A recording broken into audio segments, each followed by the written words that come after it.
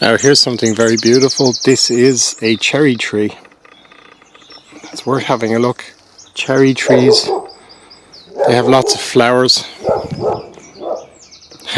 Dog doesn't like me talking. But cherry trees have lots of flowers at this time of the year for a short period of time. And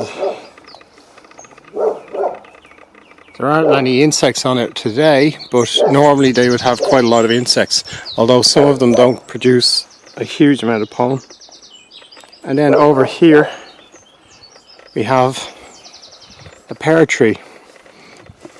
And this is a beautiful pear tree, you can see it. Absolutely covered in blossom, like the cherry tree. Now, they're very like apple trees as well. And you can see the stigmas and the styles, the sepals and the metacarpals, if you look closely. And they produce a fair amount of pollen. Here you can see where these ones have already been fertilized or gone off. And underneath that little bit there, here underneath the flower, that's going to turn into a pear over the weeks and months of summer. And in the autumn there should be quite large pears, which should be nice. And some of the flowers are still opening. And there's an insect that's been nabbed by a spider at some point. Oh no, it flew away. It was only trapped in the web.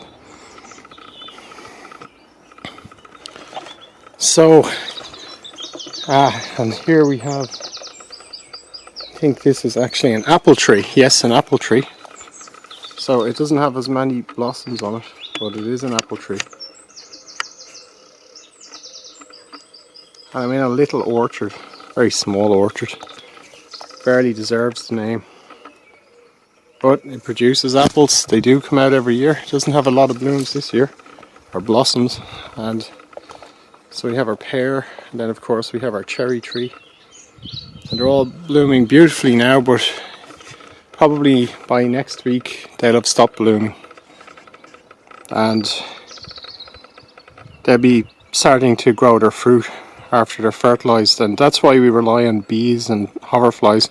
They carry pollen from one to another and they fertilize the flowers, and the fruit, which has the seeds, grows out of these flowers. So every flower is a potential vegetable, or well, potential fruit.